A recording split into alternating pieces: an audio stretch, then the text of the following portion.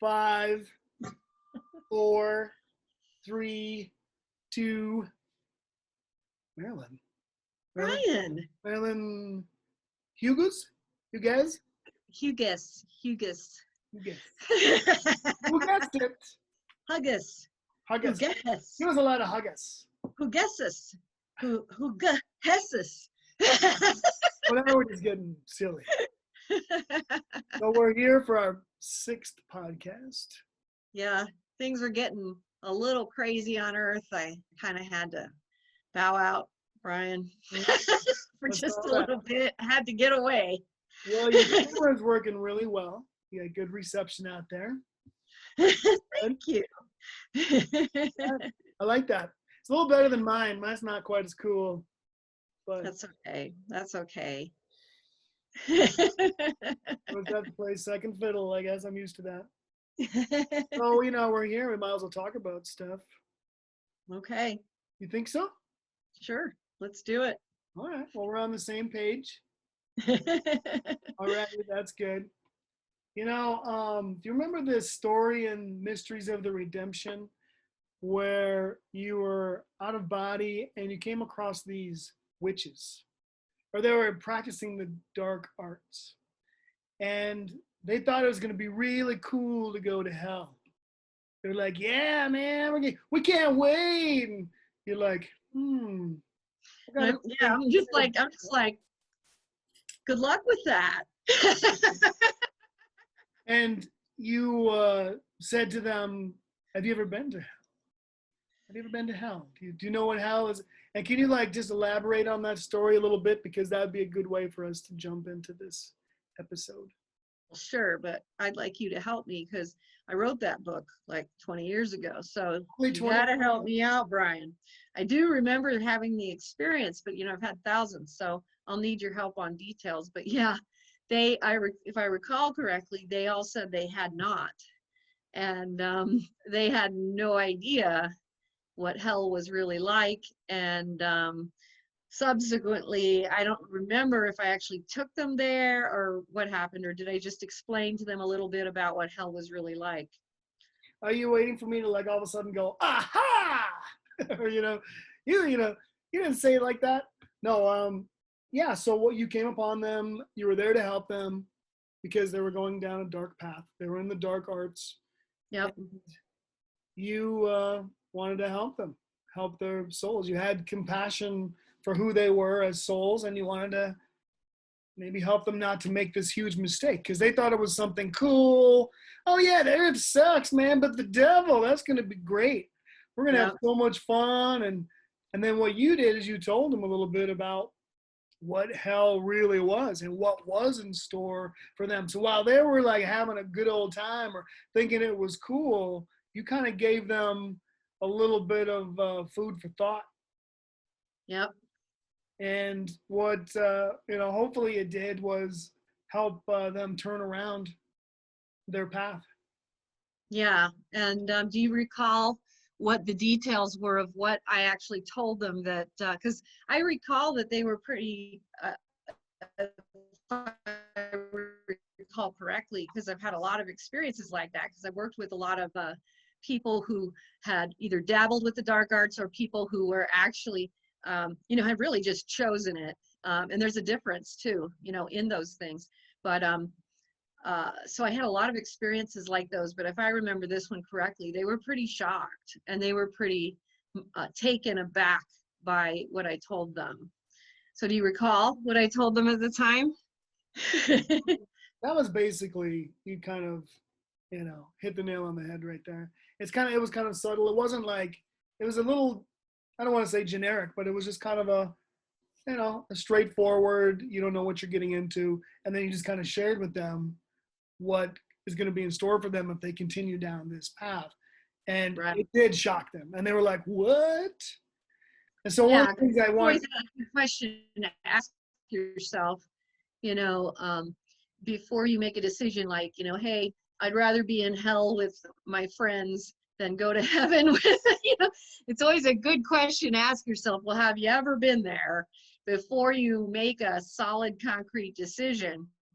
And, you know, that's one of the things I covered in the Mysteries of the Redemption, especially in the discipline pathway, which was, you know, well, what is hell really like down there? And what actually happens to souls who make decisions to go there? Because again, we've talked about compatibility many times, and how, you know, these are not things, these are not God's judgments. These are decisions that we make for ourselves by our compatibilities, by what we choose to be compatible to, by what we love. So when we love evil and we love the things that are compatible to lower realms, we naturally amend when we cross over. And so it's a very good idea to find out what those realms really encompass before you make a commitment to them.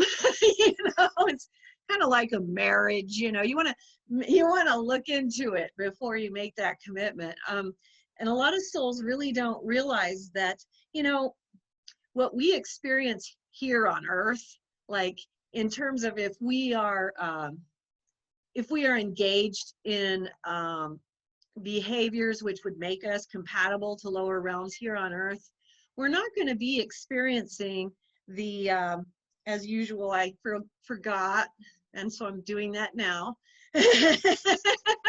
But we don't experience the same type of a consequence on earth, usually. Usually we don't have the kind of consequence that we experience once we cross over and actually amend and go to where we are then compatible, where literally it's we are moved to the space where, okay, if this is what you are, then you're going to go where you are. You can live an evil life on earth. You can engage in all sorts of there's a lot of levels of evil, and so this is a difficult question to quantify, because people can kind of clump it all together. There's a lot of different levels, but we're just going to talk about it as a general sense. You can live any kind of evil life on earth and oftentimes not pay many consequences at all. You know, you can live a good life here. And so this is part of the delusion that people have. They think that they can do that when they cross over too. But see, the rules change, the energy changes. It's no longer a place where you can put on false faces, where you can be one thing inside and outwardly portray something else. What you are interiorly and what you are according to your deeds is exactly where you will go. And the lower realms are horrible places to be. They're horrible places to be. Can you tell us how bad can it get? And here I am up here in my beautiful space of the galactic heavens, and you want me to talk about that? Well, not for long, It's just set teasing. things up, and then we'll move into some other realms. Well, it can get very bad. There are, first of all, we know that there are many realms in every sphere of existence: the light, the purgatorial, which is purification, and the darker and the hellish realms. There's literally an infinite number of realms. So what's different about, for instance, like the purgatorial realms and the hellish realms, and the purgatorial realms can get kind of rough too, but I'll talk about that later, and we'll focus on the lower. But the purgatorial, their focus is more on transformation, purification. When you're in the lower realms, you're literally just abiding with different levels of evil, and that's no fun at all. That means, there's torture, and you see, you have to understand how this plays out. Ironically, Dante, who wrote in the, I think it was the early Middle Ages, he captured this pretty well. Some people, Dante's work, The Divine Comedy, which is about heaven, hell, and purgatory, is considered a work of fiction, but I personally think it's very possible and very likely that he received it in visions. He was imprisoned while he was writing it, and I believe it's likely that some of this was very inspired, you know, because it's very realistic.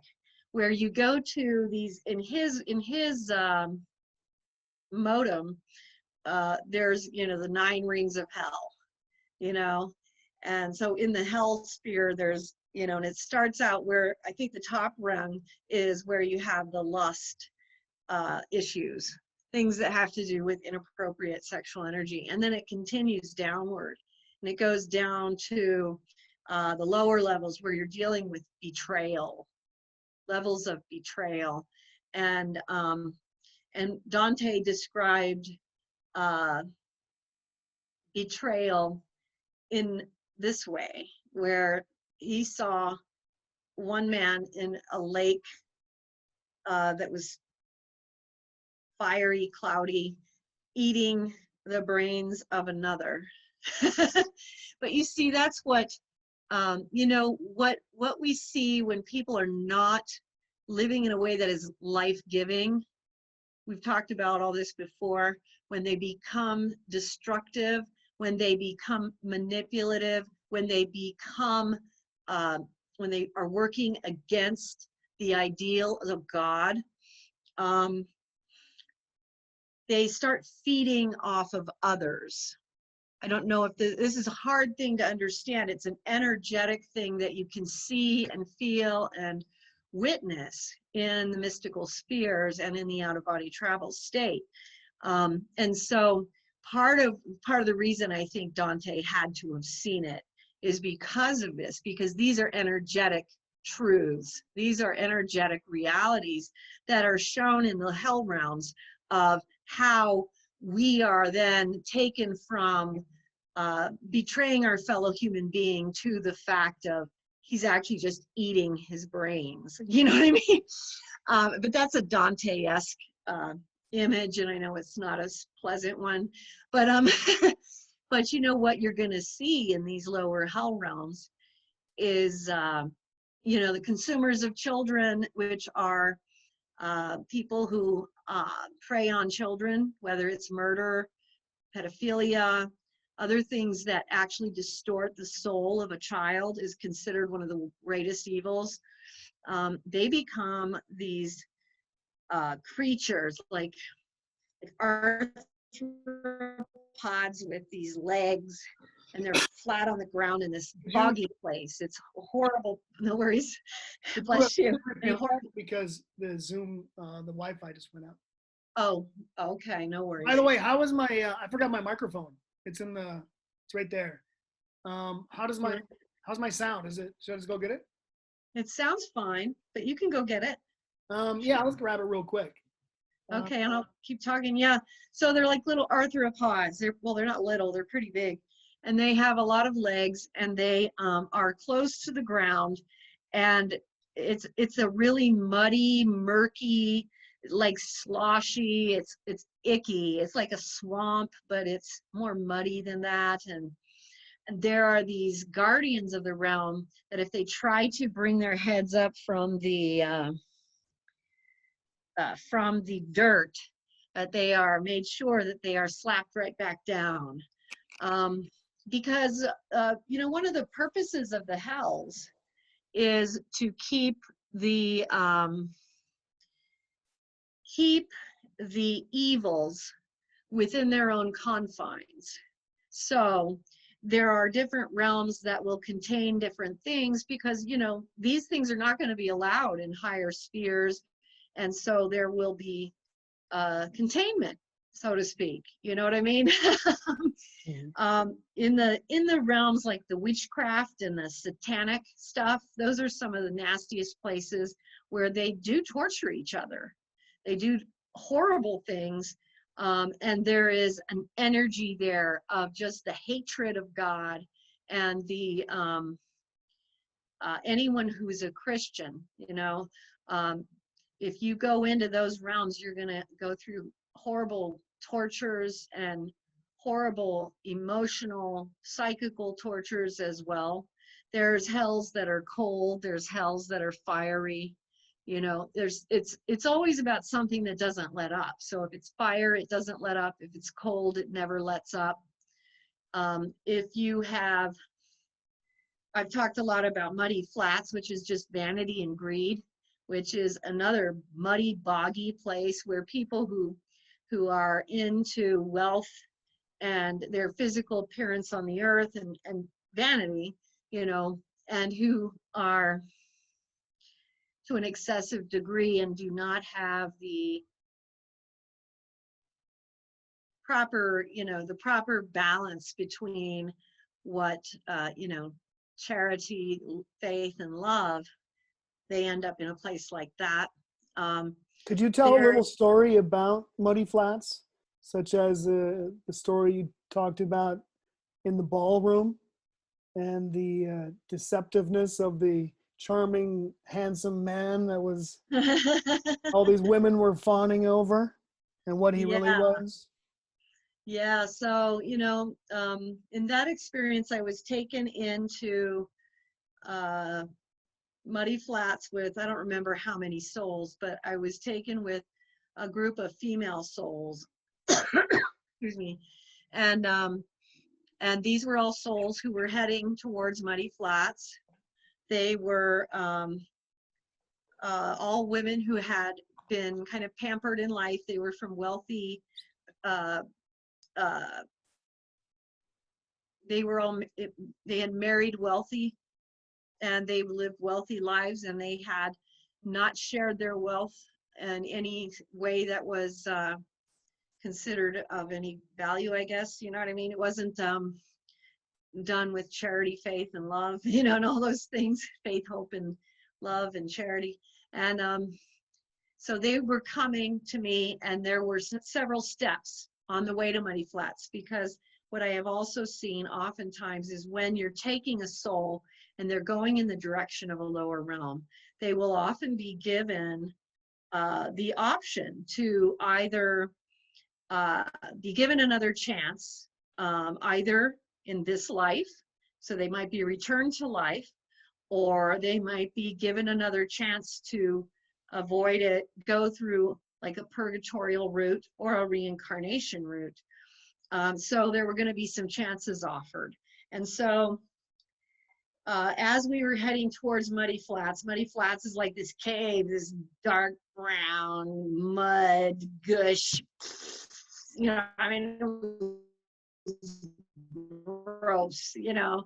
It's like any kind of swampy, you know, composty, cow poop, horse poop kind of thing, you know, that you can imagine.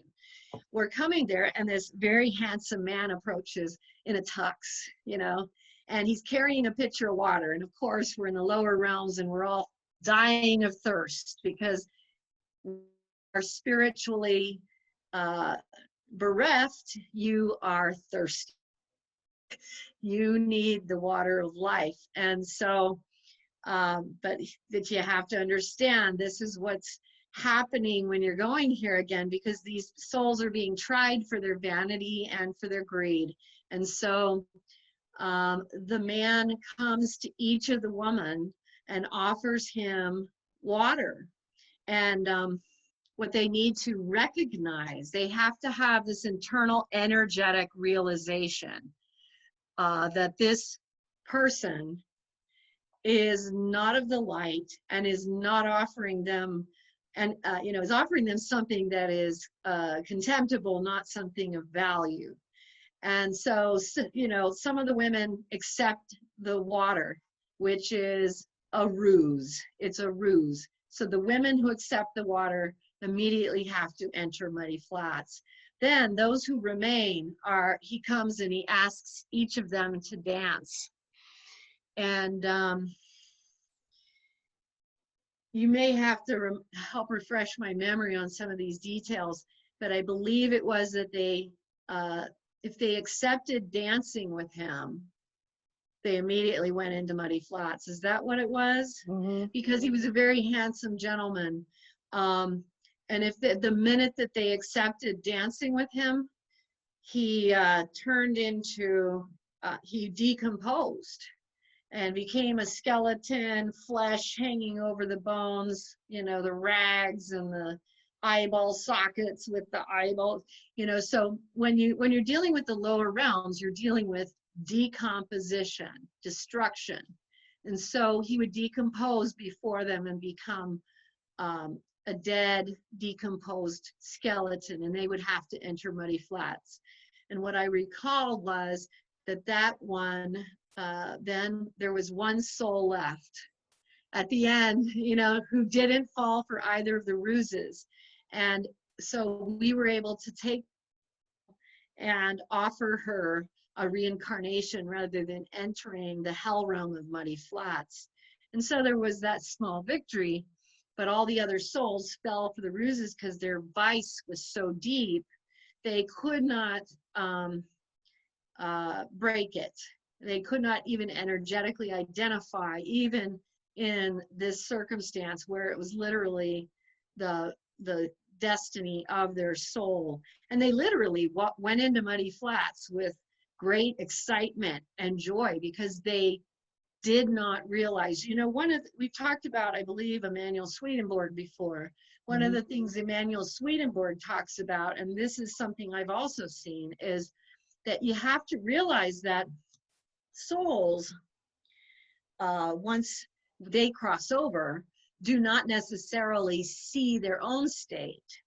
But like if a soul is filled with lusts or vanities, they will become as, like, from the angels in heaven, the angels will see them transform into some type of a demonic form, which resembles what their affiliations are, what their true nature might be.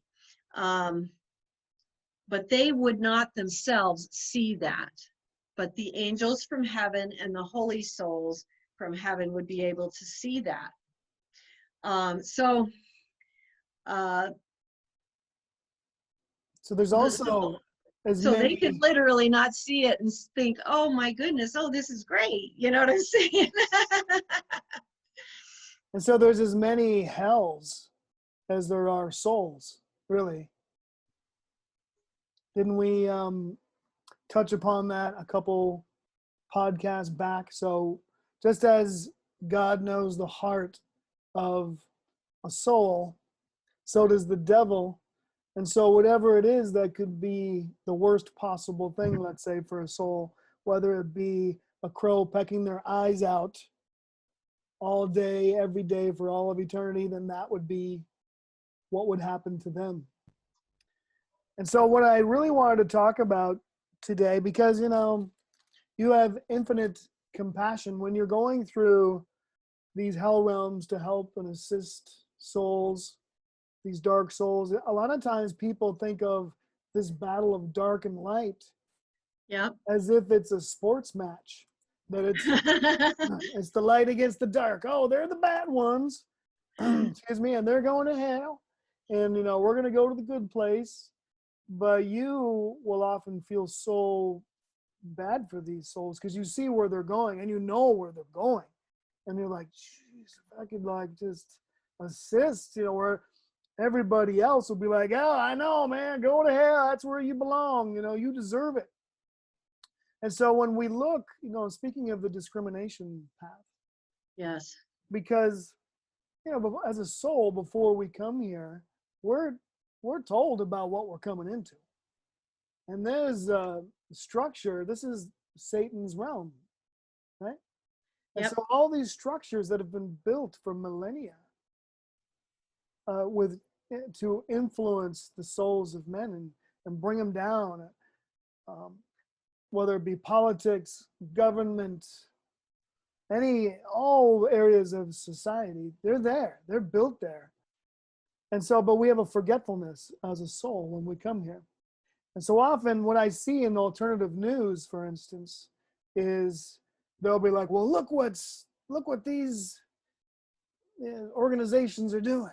They're so evil and they're so dark, and like they're shocked by it because we completely forgot before we came in here into these water suits with our souls to experience this realm, that existed. So when we see it, often we're in disbelief. Like, no, that can't even be. That's, no, that's a shock. And as far as discrimination, so a lot of these alternative news, for instance, they're like a discrimination. They're saying, hey, that's evil, look, right? And many people, they can't even begin to look at what is, that there could be something coming at them that's not true. And they're like, what? Yeah, crazy. If they say something, it's got to be true. Like that there could be anything behind it that could guide a soul in the wrong path. That there is this battle of light and dark. So I want to come at this as, God talks about when one of his lost sheep have gone away. When they come back, there's such rejoice. Like, oh my gosh, one who's gone to the dark has come back, and now his soul has a chance. Because as you were just talking about, once we leave this purgatorial realm and we get to that lower vibrational realm and we're there, it's not so easy now to work on our soul. It's like we're in this vibration now. That's our choices. We're not like, oh yeah, what about these other, it's like, no, we're just like, oh, here we are. We're stuck in that. So I want to hopefully, and that's why I brought up the story about the witches dabbling into the dark arts and the occult, the dark aspects of the occult, and not knowing where that can lead them.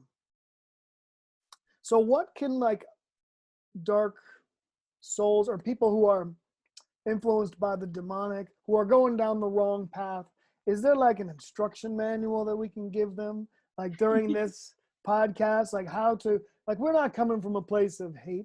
Yeah, there is. Okay. There's, first of all, starting with the mysteries of the redemption, but then, I've talked a lot about the importance of reading mystical theology texts, and I highly recommend The Spiritual Life by Father Adolphe Tanqueray, The Three Ages of the Interior Life by Father Garrigou-Lagrange. Those are both linked on my site, and you can either purchase them or download them for free. And those are very important because what they do is mystical theology is this theology that has been formulated over many, many centuries through the writings of the mystics. And how do we formulate a genuine conscience? And so it helps us to do this process, whether we're having out-of-body experiences or not. That's what makes it so fantastic and so important, because we can actually start going through this process, whether we're having mystical events in our life or not. And and that's by studying mystical theology. But one of the things you mentioned there's a few things that I wanted to hit on. One is the discrimination that's important. That yes, there are people that are able to see and discriminate between, these are lesser and these are greater. These are things that serve life and serve God, and these are things that serve darkness and serve death. And we also could go into the subject of why God is essential and why it matters so much. But the other thing that I really wanted to hit on when you talked about this is the compassion, because the compassion is essential. It's an essential part of this journey. The discrimination and the discipline pathway are actually formulated for us to teach us compassion. And how do we learn compassion? We get shown about our own defects. We get shown about our own mistakes in the past, this lifetime, and many, many others. And so how do you get to the place where you're not like, oh, he's an idiot, she's an idiot? You get to that place by allowing yourself to realize, but for the grace of God go I, because many, many times I have done idiotic things. You know what I mean? And so then you really start pushing and placing yourself in the person, the soul that you are assisting. And I'm really getting slammed with energy as I'm saying this, because you realize that every soul is crucial. And you realize too that you were also once where they are, truthfully, in all reality. And you're only there here now because of the grace of God and the kindness of strangers. And when I say that, I'm talking about spiritual teachers, guardian angels, the assistance of the celestial hierarchy to pull your soul up higher. So wherever we may be, we are only where we are because of that kind of mutual assistance, which is going back again to, we are always required to give back to creation what creation gives to us. So important. So as we receive, we also must give. And then, so part of that compassion is generated by these constant like life reviews that take us into this realization of our own sinfulness, our own cravings, fetters, attachments, and things that we have done that have taken us down the wrong roads.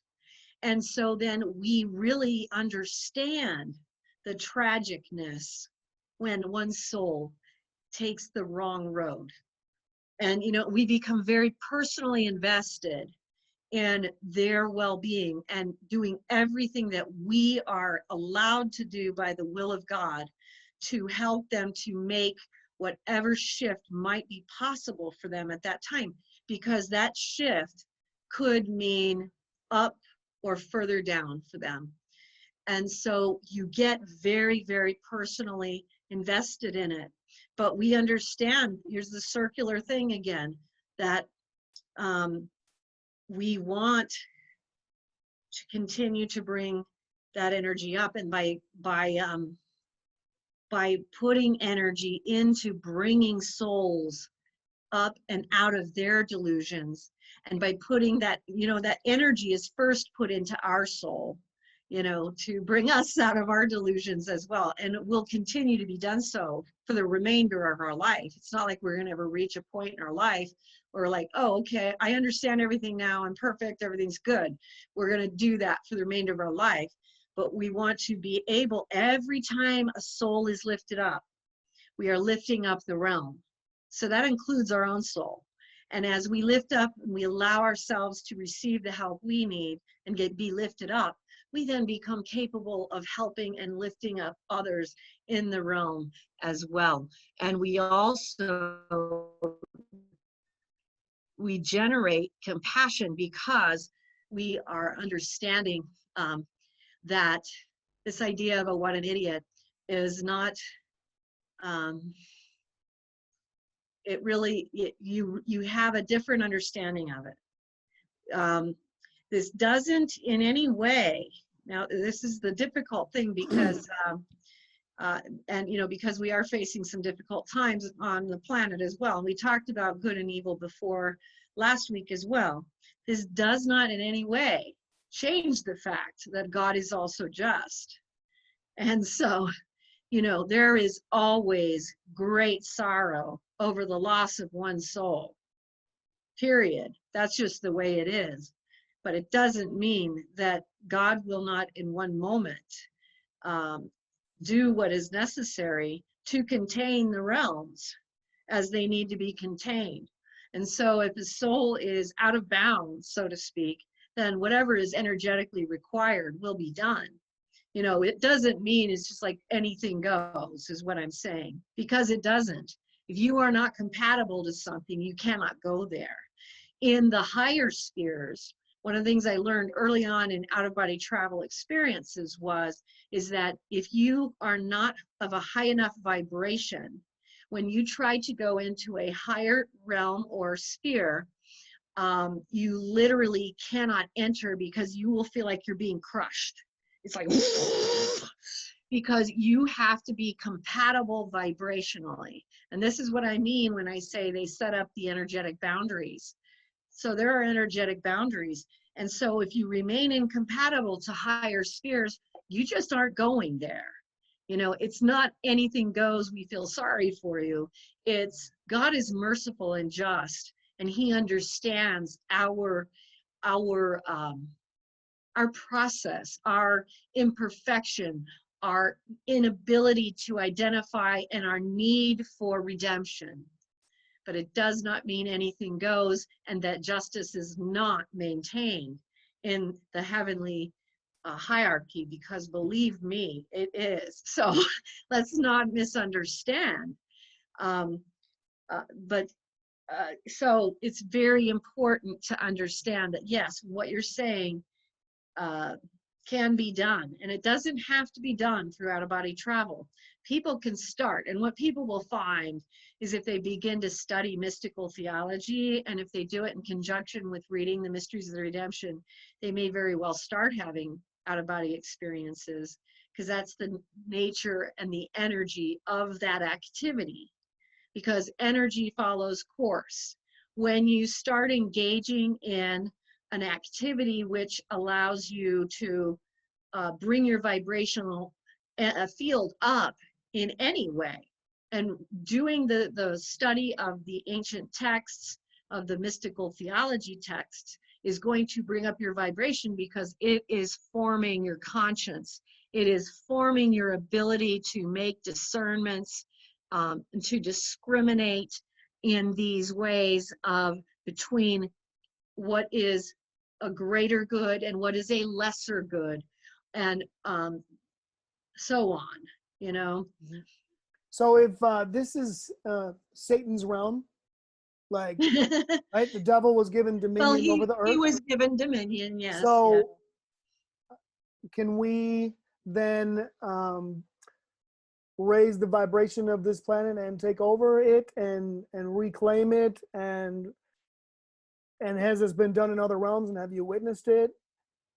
Because I'd be curious about that. I know that it's his realm, and for millennia there's, you know, they've built up these satanic cultures, and there's evil ones that are kind of running the show, and of course they're, you know, dispensable and disposable and just thrown away, and they're just have a title and they're doing something. But is this something that, is it just a place for education for us to come, and it's always going to be that way? Or is there, because like Venus is like a higher vibration, and, you know, many other places in the Pleiades, and did they start out in the same kind of realm, this purgatorial realm like us, and then they work their way up? Did they have to overcome evil first, tear down the structures, or, you know, help those souls to turn it around for themselves, to then turn around the realm? Is there, you know, what is the goal of the devil with the earth? Is this a battle for souls, or can we turn the realm?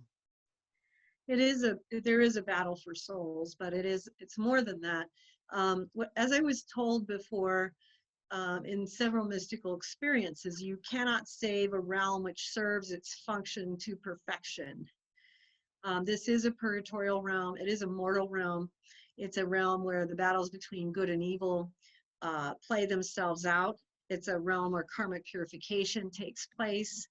And so what the goal is that each one of us individually takes the torch and ignites that flame towards God. Because it's not that we're going to necessarily transform this realm and take it with us. It's that we are going to move forward and become no longer compatible to this realm. Just like the great prophets, saints, mystics, sages, and ascetics who left behind their words in the ancient sacred texts before they crossed over into a higher existence. They became incompatible here by completing all the tasks, understanding all the lessons, attaining to all the energetic constructs that they were required to achieve in their lifetime, fulfilling their individual missions that they had come to fulfill. And so oftentimes we do look at, oh, we have to save, because I was having these where I want to save the world. I want to save the world.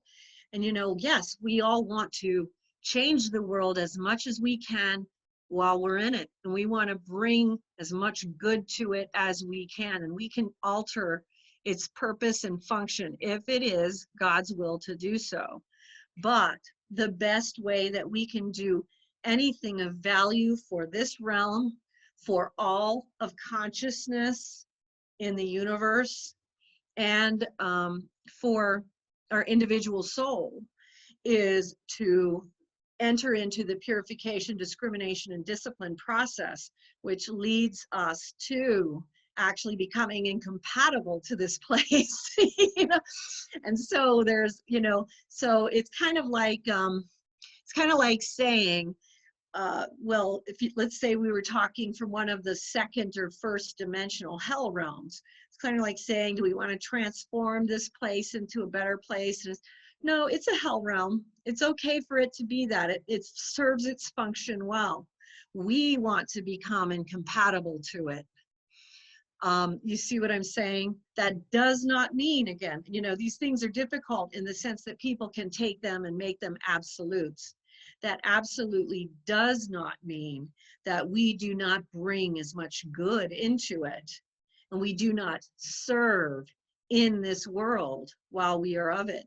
You know, if that were the case, then people like Mother Teresa or any of the great masters, their function would have no meaning. It would have no purpose. But they have meaning and purpose because God sends souls back on missions to earth for the sake of redemption, to help souls to achieve the final end here, and so that they may leave this sphere and go on to the next. And when I again say the next, again, that's not an absolute, because the next for me may be very different from the next for you. What's the next level? Because we're all different as to energetically where God will take us once we achieve what we've come here to do. There are so many infinite numbers of realms.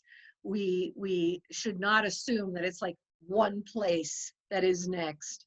There are many, many, many places that could be next. You know, Paramahamsa Yogananda called them the astral planets. But I think that's an easy way to say, you know, many infinite, multi-dimensional worlds and possibilities that are still lying before us and ahead of us. And so, no, we don't want to take it with us unless God deems that to be something he wishes at some point. But at this time, we don't need to save a realm that serves its function to perfection. It's Okay. working. It's working. So God knows the soul of men and women. He knows who he chooses. Like David, he knew that David was going to commit murder and question God. Or there's St. Francis of Assisi, there's St. Paul, there's many instances where people have completely turned their life's purpose around. You know, some are in a much worse place than the common man. For me, for many people that I know, they can grab a great spiritual book, Training of the Mind in the Great Way, and for 5 pages a night, they can read it over and maybe have some wonderful experiences during the night and wake up with revelations. But there's some, I think, that are so entrenched in these dark structures too, where they need some kind of emergency, like bang, where they can't just, you know, go on Amazon and start looking for some spiritual, Right. wonderful, amazing text that can help lift them up gradually. They need help right now. So in that instance, what can they do? Some of these souls who are in just really dire straits, what can they do like right away? Just call upon God to help Fall them on your out. knees and pray. Fall on your knees and pray. If you are in a place where you can get to a Catholic church, fall on your knees and pray before the Blessed Sacrament. And that will literally change everything. But you got to do that. And, you know, you've got to be patient. One of the things that I hear a lot from people is, you know, well, I did that. you know. And it's like, okay, now you have to give God time to respond. You have to give God time to figure things out, because you know, we have to remember, how much time did it take us to screw up not only this lifetime but our, you know, entire energetic configuration from thousands of lifetimes, and we expect him to fix it in 2 minutes, 5 minutes, an hour. You know, we have to remember, we have to then be patient. We have to respond to the spiritual impetus that we are given then as we are praying. You have to keep praying. You have to stay in this mode of receptivity where you're going to take those steps as they are inspiredly given to you, because it's going to take some time. In most cases, it's going to take some time to start pulling out of a really bad pattern to get into a much better one. It's not always going to be, you know, and yeah, even like some of the people you mentioned, St. Francis of Assisi, that was, you know, we look back and we think of those as overnight conversions, but they weren't necessarily so. St. Francis of Assisi was thrown in prison, and then he was sick. You know, it was like several years. You know, St. Ignatius of Loyola was on a sick bed as well, and it took several years. St. Paul had that vision, but it took a few years because he went to the tent maker, and then of course nobody believed him. And so it took a while for him to be able to really embrace what he was being, or for him to be embraced even, you know. And so you have these different things. Even when you look at conversion stories that people are sharing in the modern day, you see that there is a process involved, you know, because God converts our heart. And that is the science of mystical theology, that God converts our heart one piece at a time. That's why reading these texts is so helpful. Literally, like if you read the spiritual life, you can read one page and you're good. You know, contemplate on that for one day. You know, take in one more page the next day, because literally that's how good it is. I mean, Father Tanqueray must have been just like sitting there with the Holy Spirit, you know, going, you know. And so, you know, you read that book and it will form you. I mean, it will form you, really form you. And so you have to take the steps as well. You fall on your knees. If you can get to a Catholic church, and the reason why, for those who are not Catholic already, the reason why is because of one thing: the Eucharistic presence of Jesus Christ. The Catholic Church is the only church. It was the original church. Orthodox churches believe something very similar, but all the Protestant churches are different in that they changed their belief from transubstantiation to consubstantiation, and they changed the rituals that were given to us by Christ. So in the Catholic Church, the Eucharistic host is consecrated to become the living body and blood of Jesus Christ. When you enter a Catholic church, there will always be the presence of Jesus Christ in that church. They keep the hosts in the church. And if you have trouble with that concept, I ask you to go download Miraculous Images at outofbodytravel.org and go to the chapter on Eucharistic Miracles. And you'll see that we have had many Eucharistic miracles where the hosts at the consecration start bleeding, or they become flesh. They even have several places where the hosts have turned into hearts that beat, that still beat centuries later. They keep them in reliquaries. There's a lot of really fascinating things around Eucharistic miracles. The Protestant belief is generally, there's differences, and you can read Protestant Reforms if you're interested in understanding the subtle differences beyond all of it. But this is the reason why I'm telling you, go in a Catholic church, to fall on your knees and literally prostrate yourself before God and say, I'm lost, I need your help, and you throw your heart into your prayer. Consubstantiation is where they believe that Christ is symbolically, spiritually present in the hosts that they offer in their various services. The Roman ritual, the Latin rite, has a specific rite that was given to the apostles by Christ, which is specifically for this Eucharistic consecration, which this is one of the great mysteries that people need to understand. When I wrote about this, it's included in Fragrance Mysticism, which was some of the mysterious ancient texts of the sacrament of Christ, teaching the apostles of these things, and the way that he did the first masses with the apostles themselves. And so when you go into the Catholic Church, you are going to be having a prayer and a dialogue with Jesus Christ, truly present with you in that church. And so that's why I'm telling you to do that. It's important. So transubstantiation versus consubstantiation is a big deal. A lot of people don't realize that there is a big difference there.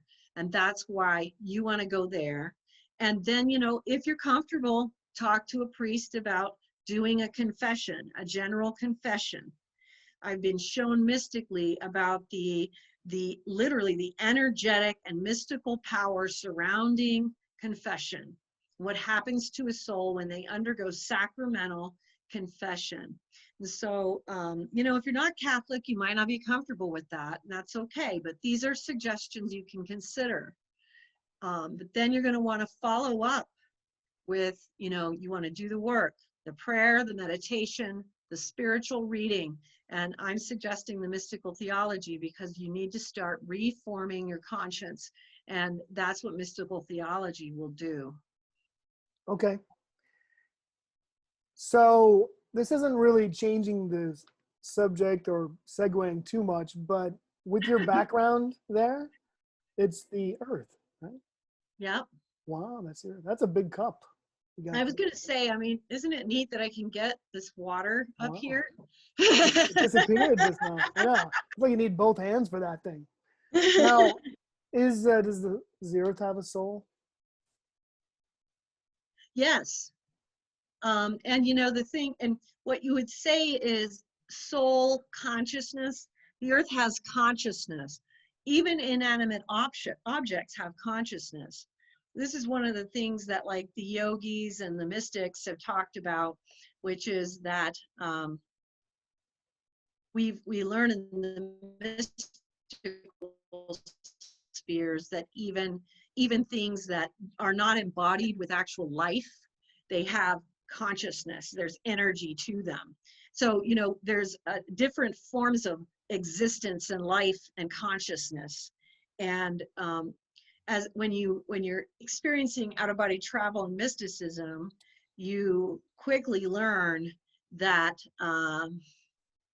all things have consciousness. And I know that this is something as well that science has been showing about how, and this goes back to the whole idea of thoughts becoming things. When you first start astral traveling, you find out that thoughts become things, but this is part of the way that the manifest world came into being, and that thoughts become things literally down here eventually. And so we have this manifest consciousness that absolutely, yes. And so earth does have consciousness. Absolutely. And how does the earth feel about this interplay, being this purgatorial realm and this battle of light and dark? I guess the earth as a soul is just doing its part and just being, I suppose, because the earth can just shake us off. Right. Seconds, right? Like, guys, I got to go ahead. Okay. Got to go ahead. Start over. Yeah. Because you also talked about stars having a very advanced soul. Yes. Is the earth, is there like orders of souls then as far as like the earth is a certain level, or like planets are a certain level, stars are a certain level, maybe galactic centers are another soul level, and on in your experience? Well, there probably is, but that is something that is beyond what I've been shown. So I don't really know exactly how that would work, but I would say probably is. That's Yeah. my first question, where you ever said that. It's beyond my experience. I've been trying to get one of those questions. I want to get one where she says it's beyond my experience. So but, you talked, speaking of the earth and why I brought it up, my wife just called me and she was driving by Mount Shasta, and there's such a glorious energy. And you had brought up the church, right? Well, go to a church, or go to a Catholic church specifically, and get on your knees. And because there's places we can go that, like bars, strip clubs, places that, and they're like dens of demons that are just Yep. waiting around, like to ensnare souls, Yeah. right? And then there's places you can go to, like the Catholic Church, or you can go to Mount Shasta. Yeah. What are some of the other, good energy places that we can go to? Well, what they say about Mount Shasta is that the Lemurians energetically hang out there. Have you had any Oh, I did experience? not know they said that. But yeah, I've heard great things about the energy there. I mean, definitely, and especially like right now, if you're unable to go to a church because a lot of things are closed, go to a mountain, go to a desert, go to a forest, go to a wooded area, go to a little piece of grass. If you're in the desert, go to a nice little rocky piece of sand and just throw yourself on the earth, because it's very cleansing to be on the earth. And that is, of course, you can also communicate. You can communicate with God anywhere. We all know this. But there are places where we can have a little bit more of a pure environment, just as you were saying, and you said it so well. So, where, so yes, definitely those types of things, any kind of natural place, any place that makes you feel peaceful and good. Park, if you're in a place like you're in a big city and there's not a lot of options. If things are all closed, one of the things you can do is create that in your own heart, in your own mind. Create that place in your own mind. Create a Eucharist in your soul. Create a mountain or a beach in your own soul. The place that's going to be your peaceful place that you go to, whether it's in your thoughts, words, walks, meditations, dreams, so you can do this where it doesn't have to be something real. You can take yourself there, even like when you're taking a walk. I'm going to go there. You know what I mean? No Yeah, matter where you are, no matter where you are. no matter where you are. Now, you've been doing some hypnosis recently with past lives Mm-hmm. with some of your clients, and Mm-hmm. having some really great success with that. And I have a question: addictions, right? So impulses that are uncontrollable that people have.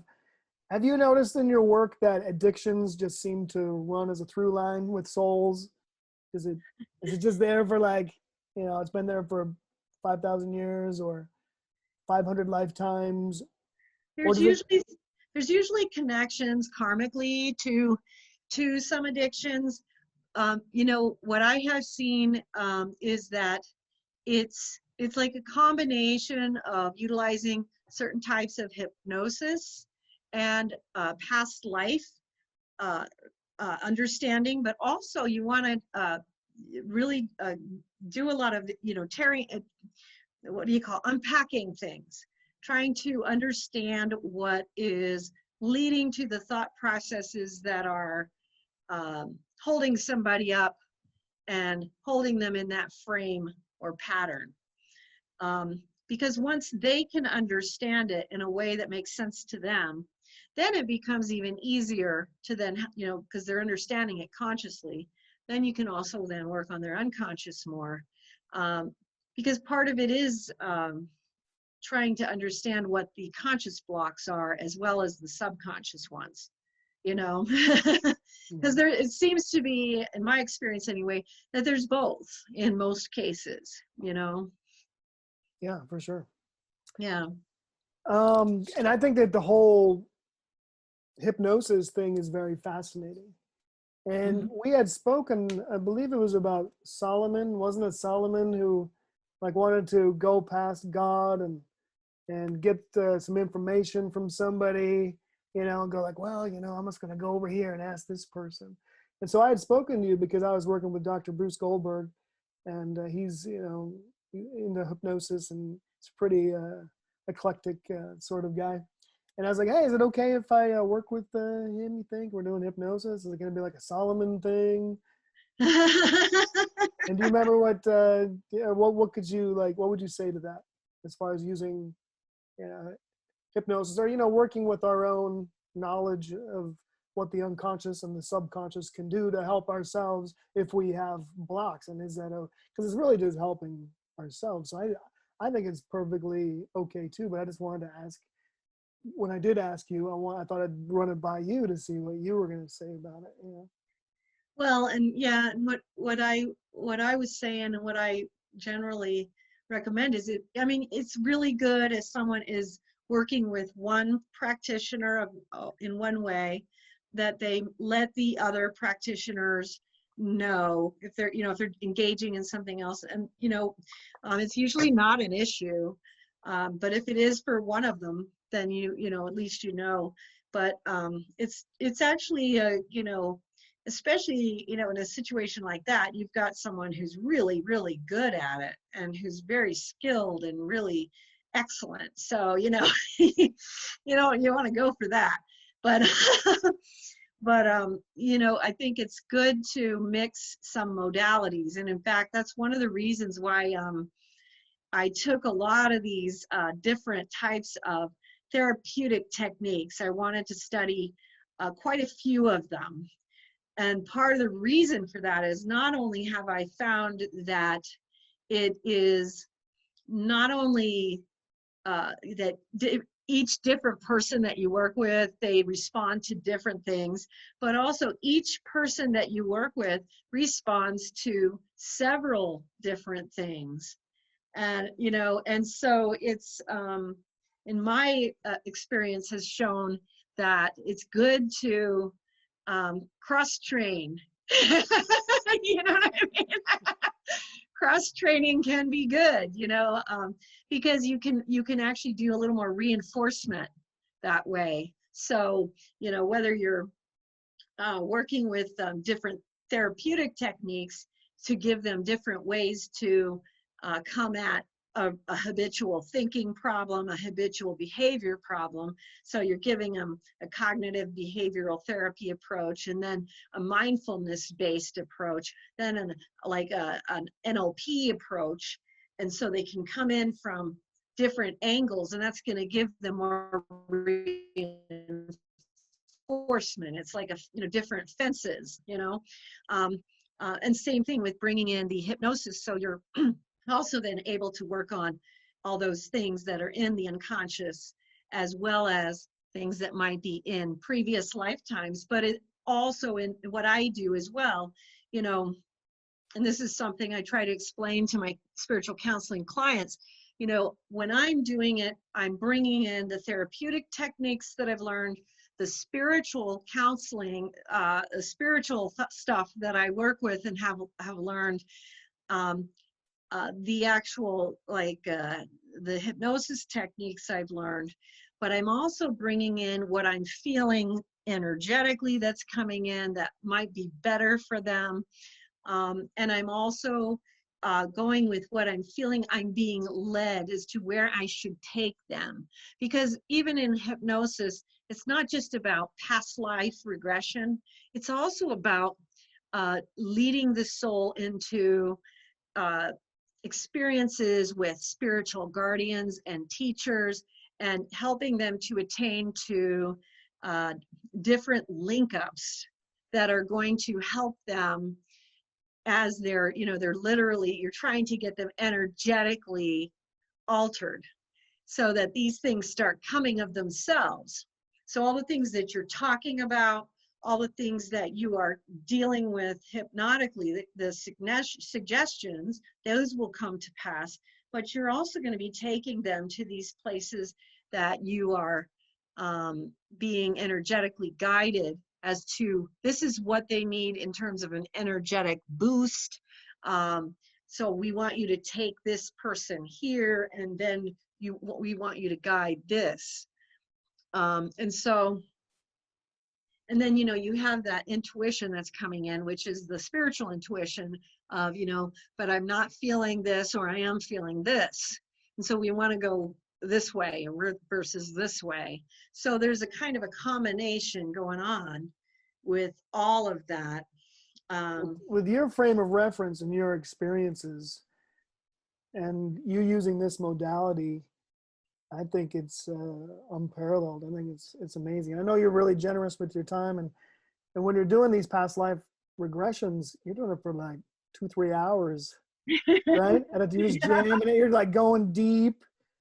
That's a one of a kind experience. But how do you find time to do that? Because there's a lot of people coming your way, I'm sure. Yeah, it's been a little bit more challenging lately because word of mouth does pass around, and so it's a little more challenging because I do try to, because I find that with the regressions that it's helpful to go into like 4 or 5 different time zones, time periods, to try to uncover patterns of behavior, patterns of lifetimes, see if you can figure.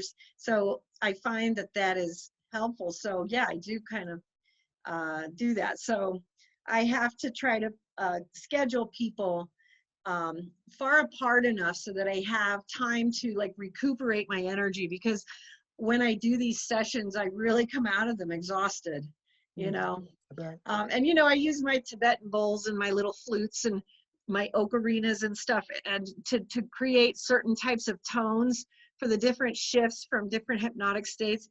And so you have to imagine this is a Tibetan bowl, and you're going to do this like throughout that 2 or 3 hours. So you're going to be tired when you're done. You're like, oh, I got to hold that ring for just a little longer. Now you have an upcoming conference, and Yes. that's not going to be too far down the pipeline. Yep. I think it's August 24th to the 30th. Yeah, and you're going to be a Conference speaker. for Consciousness and Human Evolution, London, but they're holding it online this year.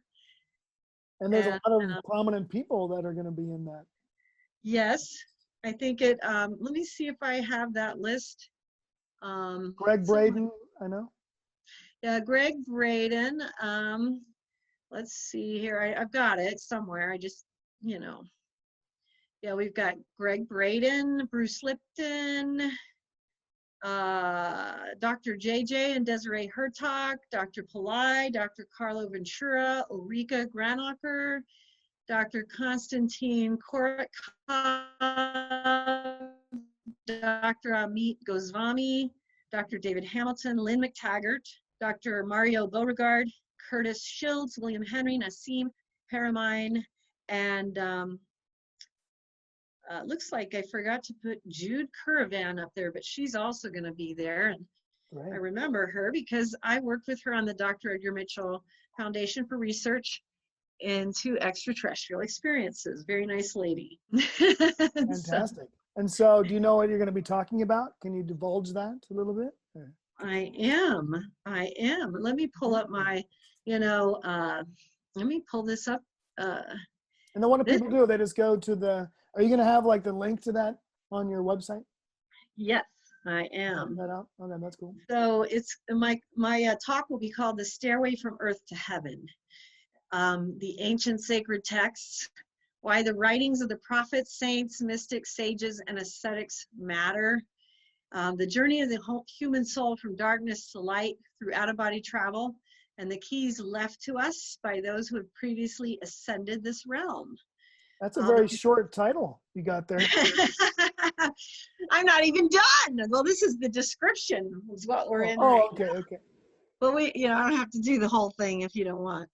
Yeah, go for We'll be it. discussing the soul's evolution into God's many mansions through mystical training and out-of-body travel into the heavenly, purgatorial, and hellish realms, with the goal of absolute purification of all defects, cravings, desires, fetters, and attachments, which prevent the unification of the soul with Almighty God, the sole purpose of human existence. And we'll be premiering the documentary film, The Grand Phases of the Soul, produced by Brian Malum. I heard of that guy. About the 3 phases of purification, discrimination, and the discipline pathways, which are outlined in the Mysteries of the Redemption, treatise on out-of-body travel and mysticism, exclusively for the conference. And during the workshop, I'm going to be taking people on a hypnotic journey into the Pure Lands. That's where the great masters reside. And that's going to be a really good time, Brian. It's going to be amazing. It's going to be incredible. Looking forward to it.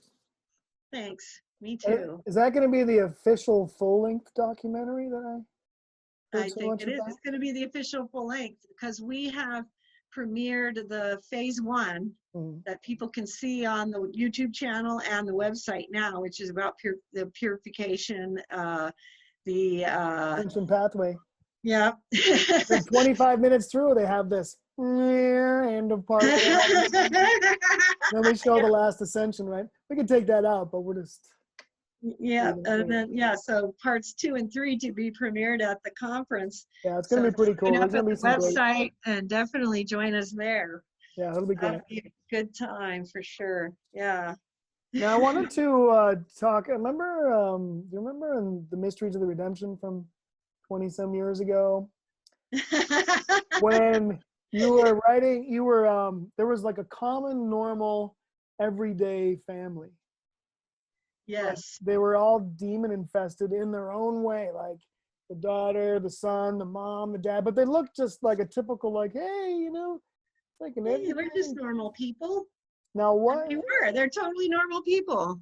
That's talk about that story, because I thought that was fascinating. Yes, the common man. I do remember this. Yes. Can you talk a little bit about that and then how it relates to us and to our own families and our own lives? Was that something that was just like, oh, that's not like most people, or is a lot of people? That's the whole point of it being the common, the common family, is that it relates to everyone. But I remember, there was a lot about that, but I'll speak about the one experience where I was taken by this Buddhist monk on a little rowboat to the island of these demons of the common man, and this one family was portrayed to me, and so I may mess up some of the demons. I know the father had a demon of rage. The mother had some type of demon that was kind of like it was some type of like a corruption demon. I can't remember exactly what that was. I know this. The sister had a lust type of demon, an inappropriate sexual energy one. The brother, I think, was kind of like probably what we would call a lord demon, a bit of a arrogance, pride thing. But there might have been another contributor there that I know there was something else I'm not remembering. But I was shown these things in a variety of symbolic ways. And then, I had to get back in the boat, and then the Buddhist monk invited all of those demons to get in the boat with us. And I was like, I'm like, come on, Brian, you got to see this. Like, no. But I remember that the monks showed this, this great compassion, and this is part of what we were talking about earlier, because this is how we learn. He's showing this great compassion towards these demons because he understands that these are the demons of the common man, and he's showing such great patience with them, and they're floating with us wherever we ended up going. I can't remember where he went after that, but he taught me that it was important to remain calm and to remain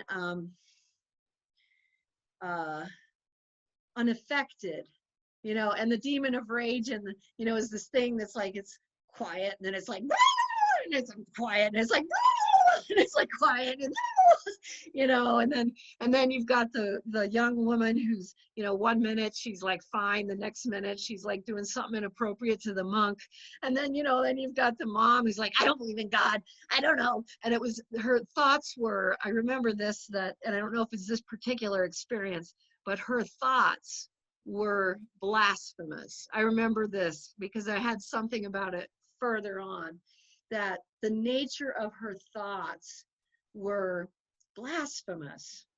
And it was, and so there was this corruption, and it was like she couldn't get past it, because I mean, literally just her own thoughts were like a constant blasphemy coming out of her, you know. And so she had this cloud of these raging demons around her, you know. And then the other one, it was just this, you know, I'm smarter than you all, and you know, and you know, and this, the Lord demon thing, which was and at the time I don't think it was specifically a Lord demon, it was something else, it was a variation of that, but that's where you have, oh, you know, I don't want to hear about your God stuff, leave me alone, you and your superstitious beliefs, and you know, okay, cool, you know. You know what I mean?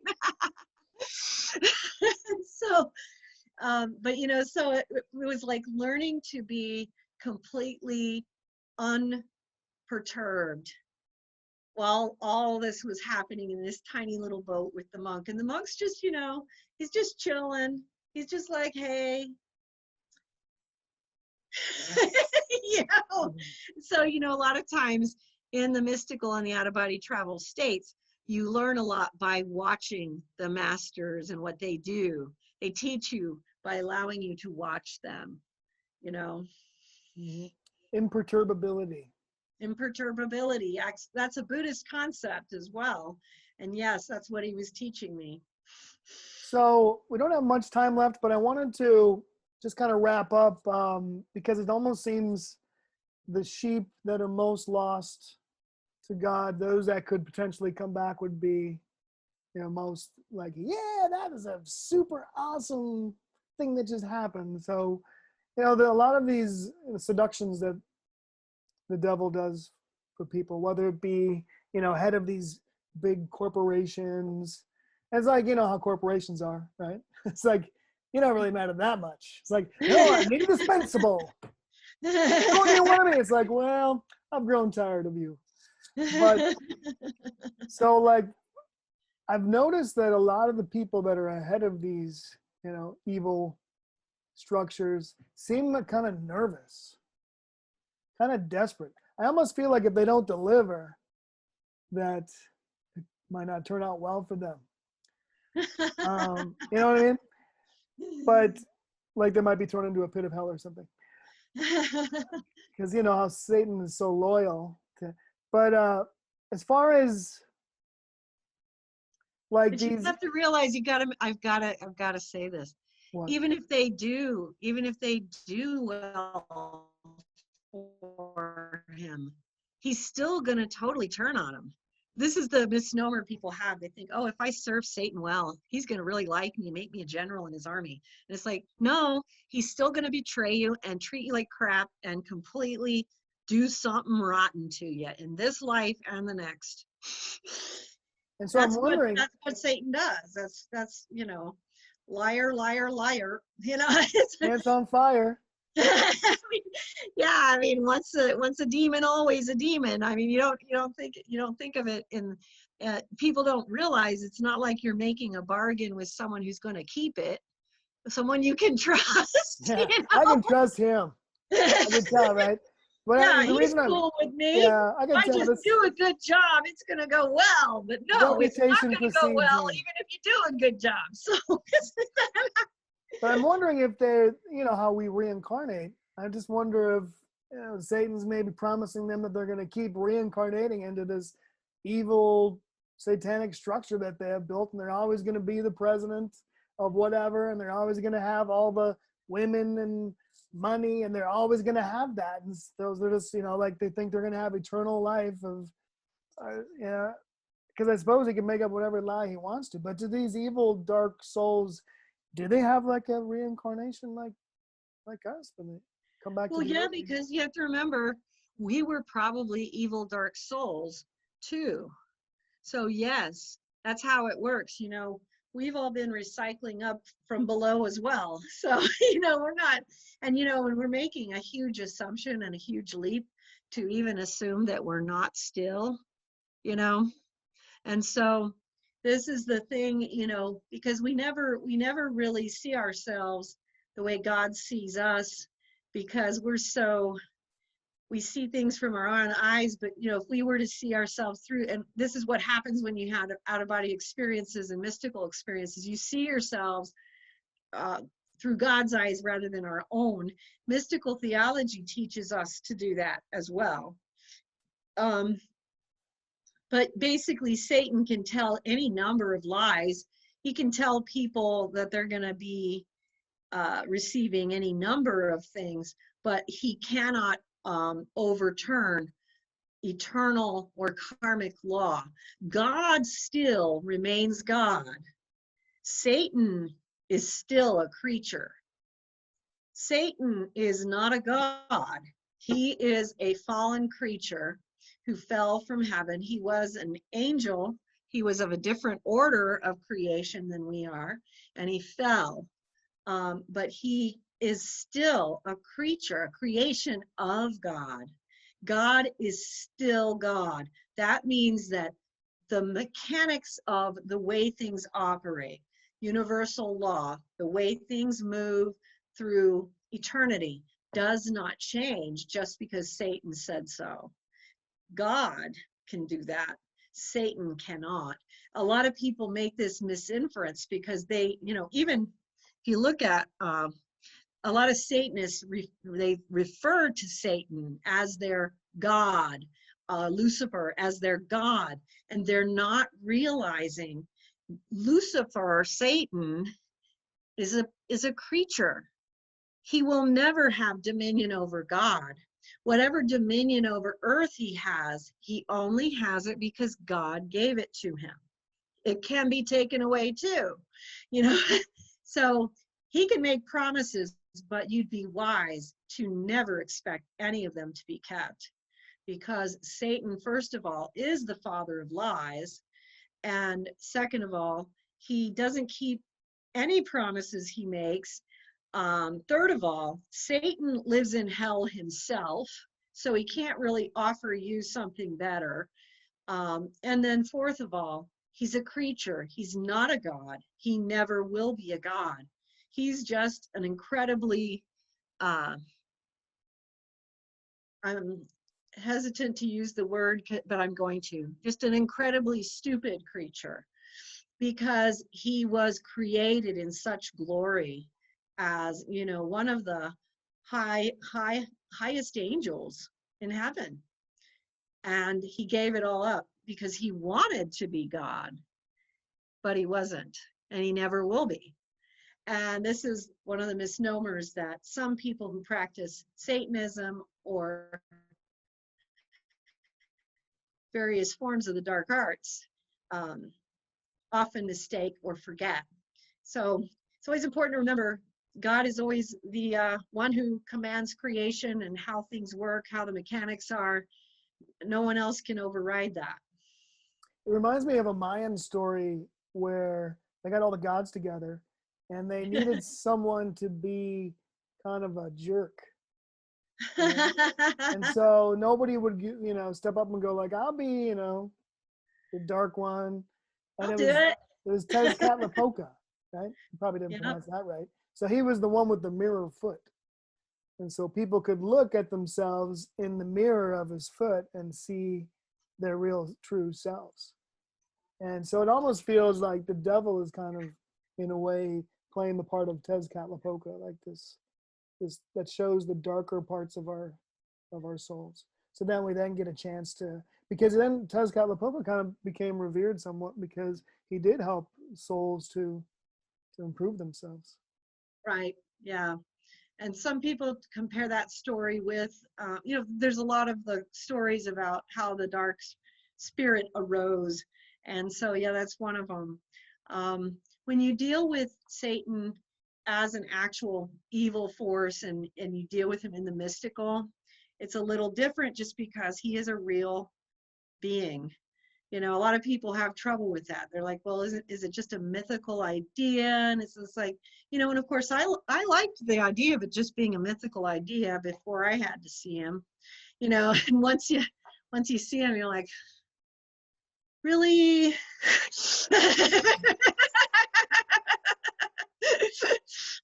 You know? You're probably the only one that had that reaction. Really? Okay. Everybody else is like, horror! The horror. So let's finish up. Why is God important? Why does he matter? Why does God matter? The reason why, well, you know, I'll give you the short version because there's, you know, it's a big question, but, you know, you know, this is a good jump off from what we just talked about, which is that God is creator over all things. And so when we take him out of the equation, then we're missing the actual end point of all creation, which is where we come from.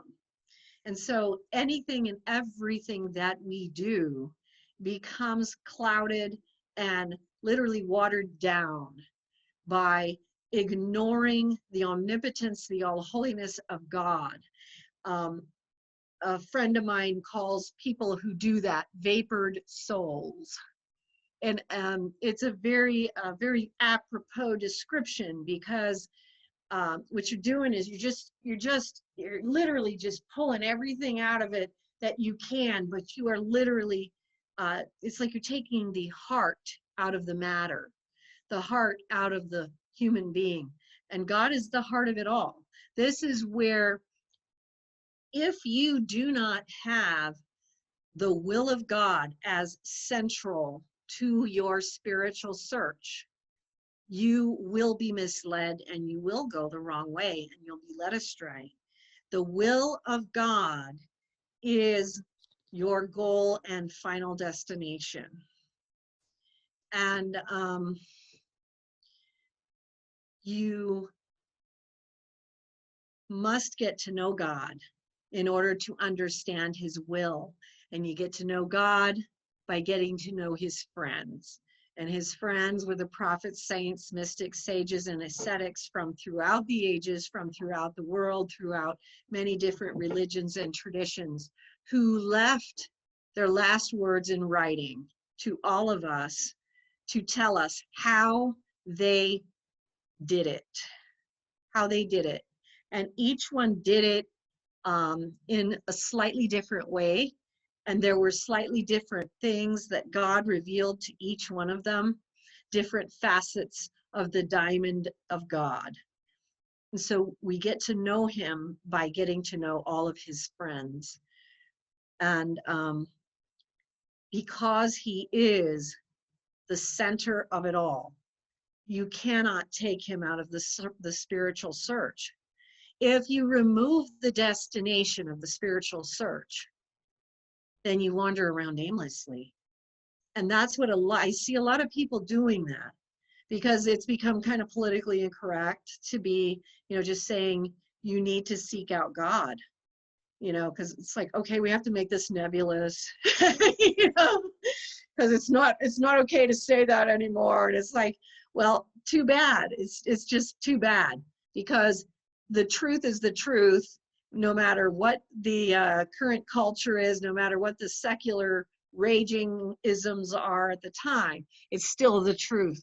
And you cannot take God out of it, because that is literally where you're supposed to be looking. If you take him out of it, you don't know where to look and you can't find anything. You've got to have the center point, the heart, the beating heart. And that's the beating heart of the entire universal consciousness of being, which is our creator, God. He is the heart of mystical theology. He's the heart of our journey, And that's where we're going. We're working towards unification with God himself. We cannot progress without understanding that that is what we are seeking to do. We are moving towards unification with the all-holy God. It's not unification with ourselves. It's not unification with just each other. That's nice. That's all good. But if it's not connected to the source and summit of all life, which is God, our Lord and Creator, it's floating around aimlessly. So we cannot leave God out of it. No matter how popular it becomes to say you should, you have to preserve the light. You have to keep God in it. And if you don't, you're just going to be like, ooh, and you're going to be kind of like this little image behind me going, ooh. Well, thank you, Marilynn, so much. It's always a pleasure. Thank you, Brian. As mutual as always. And we'll be speaking again real soon. Sounds good. Take care now. You too.